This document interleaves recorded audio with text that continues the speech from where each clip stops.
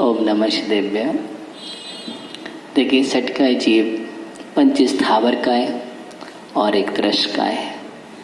पृथ्वी, जल, अग्नि, वायु और वनस्पति का है एवं त्रश का है। इनको मिला के हम षटकाय जीव बोलते हैं। पंच स्थावर एक इंद्रिय जीव है और त्रश काय में 2 इंद्रिय से लेकर पंचेंद्रिय तक की अवस्था है। बराबर, एक इंद्रिय से पंचेंद्रिय सभी जीव आ जाते हैं। अब प्रश्न ये है कि देखिए, जीव सर्वत्र भरे पड़े हैं पूरे लोक में। पंच स्थावर जीव तो सभी जगह है, सूक्ष्म जीव तो सभी जगह विद्यमान है। ऐसा कोई स्थान नहीं है लोक का। निगोदिया से लेकर कलकल भूमि से लेकर सिद्धालय तक निगोदिया व्याप्त है। कुछ स्थान में जीव नहीं होते हैं। पूर्वे आदि चौड़म केवले आहार देव निर्यंगा, अर्थात ये जीव कांड गोमटसा जीव कांड में सिद्धांत चक्रवर्ती महाराज लिखते हैं कि पृथ्वी, जल, अग्नि और वायु 4 धातु, इन स्थानों पर निगोदिया जीव नहीं होते हैं। जो पृथ्वी जीव है उसमें निगोदिया नहीं पाए जाएंगे। जल स्वयं जीव है, उसमें निगोदिया नहीं है। अग्नि है, उसमें स्वयं निगोदिया नहीं है। वायु, उसमें भी स्वयं निगोदिया जीव नहीं है। दूसरी बात, केवली भगवान के शरीर में निगोदिया जीव नहीं होते हैं। केवली भगवान का जो शरीर है, परम औदरिक शरीर, उसमें निगोदिया जीव नहीं होते हैं। केवल देव निर्यंगा, देव और नारकियों का शरीर जो वैकृत शरीर है, उसमें भी निगोदिया जीव नहीं होते हैं। आरक शरीर में निगोदिया जीव नहीं होते हैं। ये सभी जो स्थान है, इसमें निगोदिया जीव नहीं है। बाकी सभी जगह सर्वत्र जीव व्याप्त है। अब प्रश्न ये है कि हम इनकी विराधना से कैसे बचें? तो विराधना से बचने का एक ही उपाय है कि हम यत्नाचार पूर्वक प्रवृत्ति करें। जब आचार्य मूलाचार्य ने प्रश्न किया, समाधान दिया है वटकेर स्वामी ने, और वह प्रश्न गौतम स्वामी ने गौतम गणधर ने भगवान महावीर स्वामी से प्रश्न किया, कदम चले कदम चिट्ठे कदमा से कदम सहे कदम भूजिन्य भाष्य एवं पापम ना बजते। वही आपका प्रश्न हो गया कि मैं कैसे चलूं, कैसे बैठूं, कैसे उठूं, कैसे भोजन करूं, कैसे शयन करूं, कैसे बोलो जिससे पाप का बंधन ना हो, जीवों की विराधना में पाप का बंधन ना हो। तो आचार्य भगवान ने वटकेर स्वामी ने वहां पर समाधान लिखा है, जो भगवान महावीर स्वामी ने गौतम गणधर के लिए दिया। उन्होंने कहा, जदम चरे जदम छिट्ठे जदमा से जदम सये जदम भुंजे भाषे जय एवं पावम ना बच्चे। अर्थात जदम चरे, यत्नाचार पूर्वक चलो। जब भी चलो तो देखभाल करके चलो। अर्थात 4 हाथ जो जमीन को देख करके चलते हैं, जिसको ईरिया समिति कहते हैं। जब हम देख के चलेंगे, जीवों की विराधना नहीं होगी। तो वहां पर आपका पालन हो रहा है, अहिंसा व्रत का पालन होगा। और देख करके नहीं चल रहे, प्रमाद सहित चलोगे तो हिंसा है। यहां तक प्रवचन सार में लिखा है, साधु अगर समिति से गमन कर रहा है और कदाचित पैर रखा और अचानक जीव आ गया, तो भी साधु अपराधक नहीं है, अहिंसक है। क्यों? क्योंकि समिति से गमन कर रहा है। ऐसा मूलाचार में समाधान दिया। मर्दोवा प्रवचन सार में, मर्दोवा जीदोवा जीवो ऐदाचार निश्चिदा हिंसा पैदस नथि बंधो हिंसा वेतन समीदत से। मर्दोवा जीदोवा, जीव मरे या जिए। ऐदाचारस, अगर आपकी अयत्नाचार प्रवृत्ति चल रही है, अयत्नाचार का मतलब प्रमाद पूर्वक चल रहे हैं आप। कैसे चल रहे हैं? प्रमाद पूर्वक गमन हो रहा है, प्रमाद पूर्वक प्रवृत्ति चल रही है, तो निश्चिता हिंसा, नियम से वहां हिंसा है। क्या है? नियम से हिंसा है। और पैदस नथि बंधो, प्रयत्न पूर्वक चल रहे हैं, समिति पूर्वक चल रहे हैं, प्रमाद रहित होकर के चल रहे हैं, तो हिंसा में तेरे समिति से, वहां अगर हिंसा भी हो गई तो भी समिति से है, आप अहिंसक कहलाएंगे। इसलिए सबसे बढ़िया समाधि, हम प्रमाद रहित होकर के क्रिया करें और विवेकपूर्ण क्रिया करें। यत्नाचार बोले भी तो यत्नाचार पूर्वक हित मित प्रिय वचन बोले, उससे आपका हम शयन भी करें तो देखभाल करके, ऐसा नहीं बिस्तर बिछे तो बिछे, अब क्या उसको देखना ही नहीं है, शोधना ही नहीं है कितने जीव दब रहे हैं उससे, कितने जीव वहां प्रवेश कर गए, चीटी चीटा जो भी हो, और हम गए जाके शयन कर लिया। इसलिए उसका शोधन होना चाहिए। देखिए अब आप कहें हम कैसे करें, तो वो आपका विवेक है। ठीक, भोजन, हम भोजन कैसे करें, तो भोजन जो सही, जिसको हम आगम में व्यवस्थित भक्ष करेंगे, जो भक्ष हैं भोजन करने योग्य है, हम भक्ष पदार्थों का सेवन करेंगे, अभक्षों से बच जाएंगे, तो वो हिंसा बचेंगे, जीवों की विराधना नहीं होगी। मर्यादित करेंगे, जो मर्यादा पूर्ण, जिसकी जो मर्यादा है, मर्यादा के अंतर्गत हम उस वस्तु का प्रयोग करेंगे तो हिंसा नहीं होगी। तो ये हमें ही इसका प्रयत्न करना पड़ेगा। क्या करना पड़ेगा? प्रयत्न करना पड़ेगा। और मौन पूर्वक भोजन करिएगा। कैसे करिएगा? आगम में मौन पूर्वक भोजन बतलाया है। श्रावक के लिए, हम साधु तो करता ही है, श्रावक के लिए भी मौन पूर्वक भोजन करना चाहिए। अगर मौन पूर्वक भोजन नहीं करता है तो तिलोपणति, तिलोकसार ग्रंथ में लिखा, तिलोकसार में ऐसा जीव कुभोग भूमि में जन्म लेता है, कुभोग भूमि में जन्म लेता है। कुभोग भूमि का मतलब जहाँ इतना बड़ा कान होता है उसको ओढ़ लो, बिछा लो, एक टांग वाला जीव, बंदर की मुख जैसा, भालू जी मुख जैसा, ऐसे जो कुभोग भूमि में जीव लेते हैं जन्म। कौन? जो मौन पूर्वक भोजन नहीं करते हैं। इसलिए मौन पूर्वक भोजन करना चाहिए। दूसरी बात, तो इस प्रकार सारी व्यवस्था हमें यत्नाचार पूर्वक करना चाहिए। प्रमाद रहित होकर के करेंगे तो हम जीवों की विराधना से बच जाएंगे और अहिंसक कहलाएंगे। और प्रमाद जहाँ है वहाँ नियम से हिंसा है। ओम नमः शिवाय। चैतालय में विराजमान जितने भी देव हैं उनके यहाँ प्रत्येक दिन पूजन होता है। तो 3 लोक में जिन चैतालय हैं उनमें प्रत्येक दिन पूजन पाठ होता है। ओम नमः शिवाय बराबर होता है। सभी अकृत्रिम जिनालय जहाँ पर देवों के विमान में है, भवन में है, उनमें निरंतर पूजन चलती है, क्योंकि वहाँ पर जो देव हैं वो ही निरंतर पूजन भक्ति करते हैं। ऐसा समझ नहीं कि पूजन भक्ति नहीं करते हो, पूजन भी करते हैं, भक्ति भी करते हैं, स्तुति भी करते हैं। क्योंकि आपने देखा जब नंदीश्वर द्वीप में अष्टांका में निरंतर जाते हैं, चैतन्यों की वंदना करना, वहाँ भी पूजन करते हैं।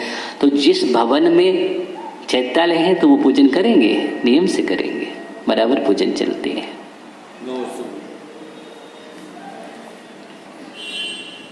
मेरा प्रश्न ये है, जैसे ज्योतिष देव आकाश में रहते हैं, जो दिखते हैं हम लोग को, तारे, सूर्य वगैरह सब देव, तो देव तो स्वर्ग में पैदा होते हैं। देव का स्थान तो स्वर्ग है, देवों का स्थान तो स्वर्ग है। हाँ ठीक है, बोलिए। देवों का स्थान तो स्वर्ग है, तो ये जो ज्योतिष, जो तारे सूर्य वगैरह दिख रहे हैं, ये स्वर्ग है क्या? ओम नमः शिवाय। देखिए हमने बताया था 4 प्रकार के देव, 4 प्रकार के देव होते हैं। कितने प्रकार के होते हैं? 4 प्रकार के। 4 प्रकार के देवों के निवास जो है अलग अलग है। भवनवासी, व्यंतर, ज्योतिष और वैमानिक देव है। भवनवासियों का निवास स्थान अलग है। जब आगम पढ़ेंगे हम तत्व सर्वासिद्धि ग्रंथ आदि तिलोपणति तिलोकसार, तो ग्रंथों सिद्धांत सार दीपक, तो वहाँ पर भवनवासियों का निवास स्वर्गों में नहीं है। भवनवासियों का निवास अधोलोक में है। कहाँ पर है? अधोलोक में जो 7 पृथ्वियाँ हैं, 7 पृथ्वी में पहली पृथ्वी का नाम रत्न प्रभा है। रत्न प्रभा पृथ्वी के 3 भाग हैं, खर भाग, पंख भाग, अब मूल भाग। तो खर भाग और पंख भाग में वहाँ पर उनके भवनवासी व्यंतरों का निवास है, उनके भवन वहाँ पर बने हैं। तो मूल निवास स्थान भवनवासी व्यंतर का अधोलोक के खर भाग और पंख भाग में। बाकी मध्यलोक में भी पर्वतों पर, तालाबों किनारे, वृक्षों पर निवास स्थान बने हुए उनके। और व्यंतरा यत्र तत्र विचरन्ते सर्वत्र विदन व्यंतरा यत्र तर सर्वत्र विचरन्ते थी व्यंतरा। व्यंतर का निवास पूरे लोक, मतलब पूरे मध्य लोक में हर जगह विद्यमान है। जो हम देख रहे हैं वो ज्योतिष लोक है, और ज्योतिष लोक का जो निवास स्थान आगम में कहा गया है वो मध्यलोक में ही निवास है। किसमें है? मध्यलोक।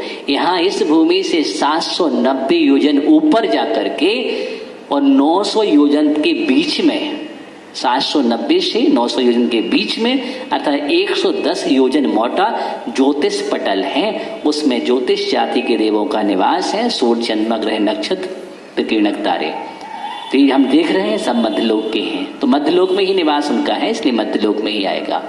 और वैमानिक देवों का निवास स्वर्गों में है। किसका है? वैमानिक देवों का निवास स्वर्गों में है। 16 स्वर्ग, 9 ग्रह के अनुदिश और अनुत्तर सर्वात सिद्धि तक ये वैमानिक देवों का निवास है। तो स्वर्गों में सिर्फ वैमानिक देवों का ही निवास है, शेष देवों का नहीं है। ओम नमः शिवाय। नमोस्तु गुरुदेव, नमोस्तु गुरुदेव, नमोस्तु गुरुदेव। एक प्रश्न आया है लता जैन गया से। उनकी जिज्ञासा है कि पांचों परमेष्ठियों में से कितने परमेष्ठि संगी हैं और कितने असंगी? नमस्ते। ओम नमः शिवाय। पहली बात तो कोई भी परमेष्ठि असंगी नहीं है। दूसरी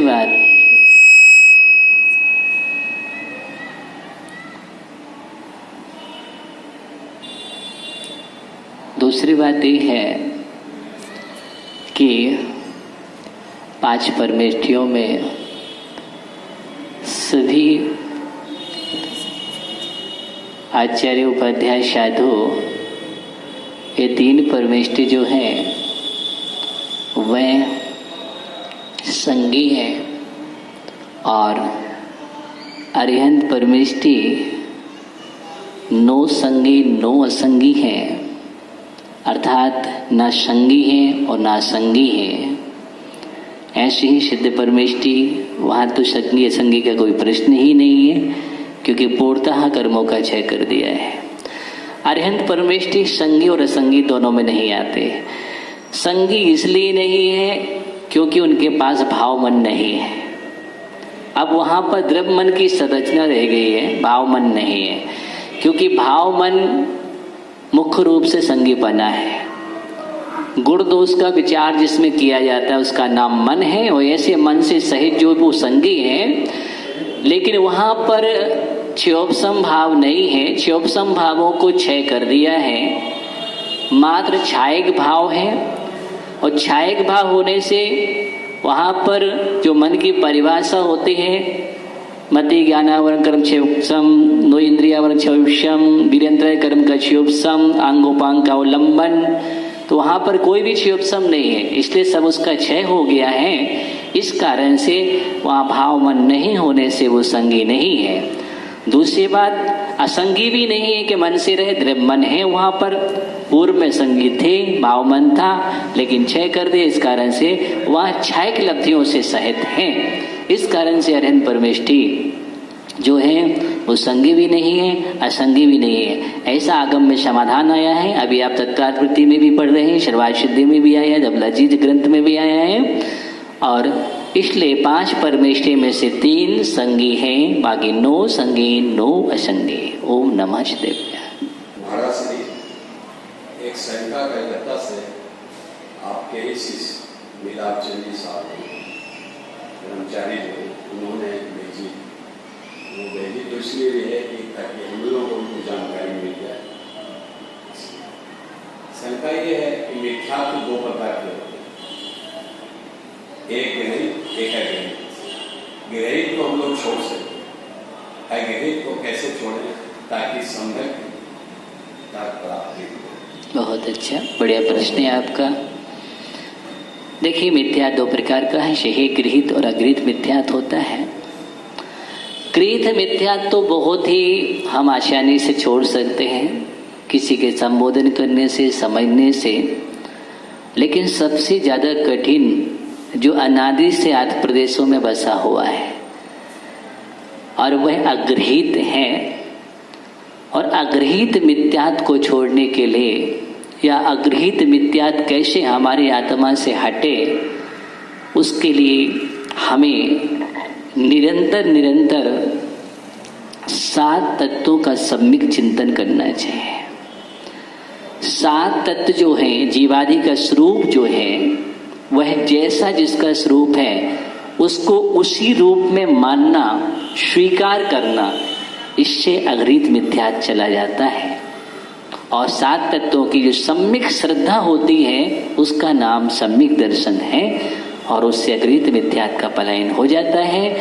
इसलिए तत्वों का आगम के अनुसार सम्यक चिंतन, मंथन और श्रद्धान करने से अघृत मिथ्यात्व दूर होता है।